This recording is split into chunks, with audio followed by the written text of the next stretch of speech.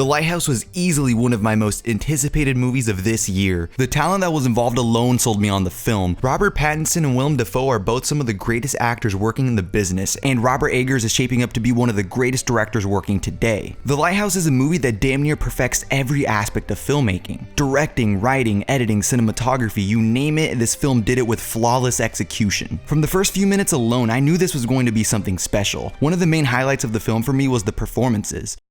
All two of them. If anyone was still worried about Robert Pattinson being Batman, The Lighthouse should more than ease your worries. Good time too, if you haven't seen it, go check it out, it's great. He was absolutely incredible. The amount of emotions and feelings you see his character go through is one of the most captivating things about the movie. You see a man go mad slowly throughout the duration of the film, and without a strong performance from Robert Pattinson, this movie does not work. But it's not just Robert Pattinson. Willem Dafoe arguably delivers the best performance of his entire career, which is saying a lot considering the amount of films he's been in and how great he is in all of them. One moment you're on his side and understand why he acts the way he does, then the next moment there's something about him that makes you feel uneasy. And really you don't know what to think of him until the end because his performance is ambiguous and also outlandish that you're just left confused. That being said, the performances no matter how good mean nothing in this type of film if their chemistry doesn't work together. And my god did they have chemistry. If two people were truly stranded alone with no one in sight in the 1890s, I'd imagine they'd act just like these two did in the film. Friends at one point, getting into arguments the next, dancing and laughing together. It was great to see them act alongside one another. The cinematography was nothing short of perfect. As you probably know by now, the way the film is shot is pretty unique to every other film being released. The aspect ratio, the lack of colors, the decision to shoot on 35mm film, this was all used to further ground the film in the time period it's supposed to take place in. Seeing such beautiful shots in the 1:19:1 aspect ratio made the film nerd in me so happy. The pacing is some of the greatest I've seen all year. I never felt bored, and as the film went on, I was getting more invested in the story being presented. To make a film only starring two actors on a remote island be this interesting is no easy task, yet the movie was still captivating from beginning to end. Robert Eggers was able to make a film about two men stranded on an island engaging, scary, suspenseful, and funny. It was a nice surprise to see as much comedy as there was without it being distracting from the actual story. It felt natural, never as if Eggers felt like he needed to add humor for the sake of not letting the audience get bored. As a matter of fact, this film feels as if nothing was done specifically for the audience. This movie was a prime example of a filmmaker who wanted to tell a story in the way he saw fit, and the outcome just so happened to be one of the greatest films of the year. It didn't need to be conventional, it didn't need to be crowd pleasing, it needed to be a film that served the story it was telling, no matter if it would turn some audience members away from it. It's a film that doesn't hold your hand, doesn't answer every question, and does not follow what other movies are doing nowadays. And I love that. It challenges the viewer in a different way. You can watch this film at a surface level and enjoy an interesting story of two men who are stranded alone slowly go insane, and see what becomes of both of them due to the circumstances they were placed in, or you can dissect and analyze the movie and find a lot of hidden meanings in the story. You can literally choose the way you want to watch the film and will still get a phenomenal movie regardless of your viewing experience. The film has a lot to offer, and it isn't doing it in a way that feels pretentious. There's so much that the film does right that any issue I noticed throughout it is so minute that it never affected my viewing experience. I will say, however, that I do wish the film had subtitles. The dialect of the film made it hard to understand what they were saying at some points. It wasn't to the point where I had no idea what they were saying, but I had to focus a bit more to understand everything that was being said. It's not really an issue with the movie itself. Once it's out on Blu-ray, I can just put on subtitles and the issue is solved, but it would have been nice if they had distributed the film with subtitles, in case anyone else was having the same issue I was having. I'm curious though. If you did see the movie, let me know if you had problems understanding the dialogue at times too. I'm very curious to see if this was just an issue with me, or if others had the same problem. Overall, The Lighthouse is nothing short of incredible. It is a film that is made with clear mastery of the craft of filmmaking and should not be missed if it's playing in a theater near you. You owe it to yourself to check this movie out as soon as possible. It is by far one of the greatest movies of the year, and a movie that I will remember for a long time.